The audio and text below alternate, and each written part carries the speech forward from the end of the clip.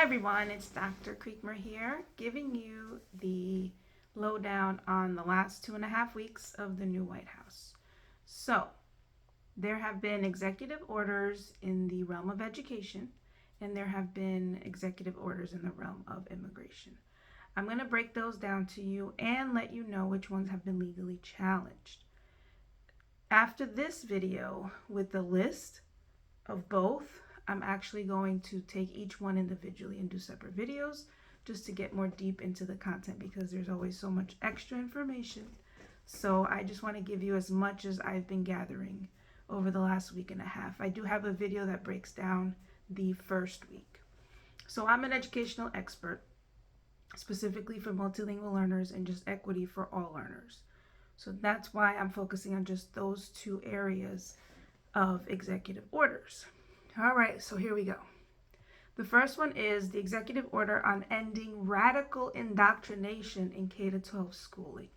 This supports the 1776 Commission for Patriotic Education and to eliminate terms, what it calls radical anti-American ideology. This one has already been legally challenged.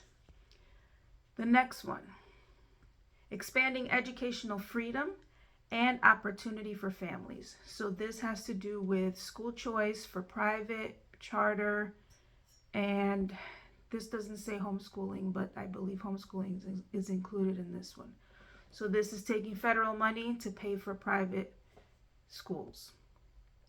Next, executive order on ending illegal discrimination and restoring merit-based opportunities. So anything that has to do with eliminating race-based admissions policies like affirmative action, which that's what that would fall under for the new White House, and emphasizing merit-based criteria. So whoever is the most qualified, that's how they are calling it in this executive order. So that affects higher education mostly. Number 4, additional measures to combat anti-Semitism. So this is about college campuses and enforcing civil rights laws to prosecute offenders of anti-Semitic acts, which includes the potential deportation of international students supporting organizations like Hamas.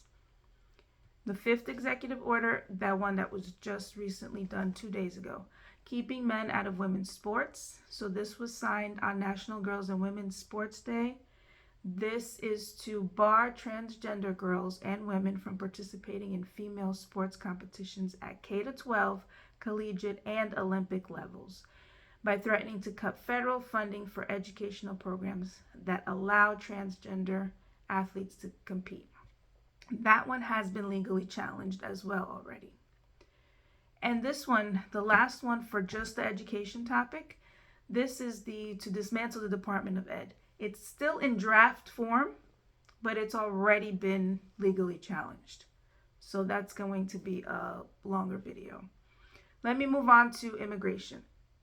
Immigration executive orders, protecting the American people against invasion. So this allows federal agencies to enforce immigration laws against all inadmissible and removable aliens. That's how it reads. So anybody who does not have permanent status here in the United States. The next one, number 2, clarifying the military's role in protecting the territorial integrity of the United States. So this means that the military can go in and do border security and emphasize civil authorities to prevent illegal crossings. Number 3, realigning the United States refugee admissions program. I know for a fact that this one affects a lot of refugees because they are no longer allowed to come into the country. I will get very into detail for this video about refugees. The next one, protecting the meaning and value of American citizenship. This is the birthright citizenship that I already made videos about. This has already been legally challenged. Next one, securing the borders. So he declared a national emergency at the southern border, which means that additional military deployment, everything enhanced border security has already been happening. And this is legally challenged already as well. And number 6, and the last one, is securing our borders. This declares a national, number 6 is protecting the United States from foreign terrorists. So this is the vetting process for visa applicants from specific countries identified as security risks. So people even just trying to come here legally through a visa program. This has already been legally challenged.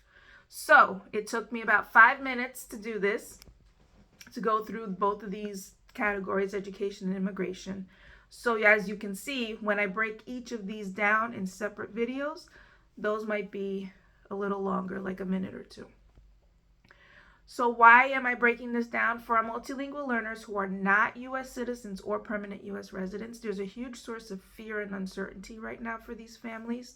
There are a lot of organizations who are already helping these families, but if you need any information on how to do any of this work in your schools or with your families, students, please contact me.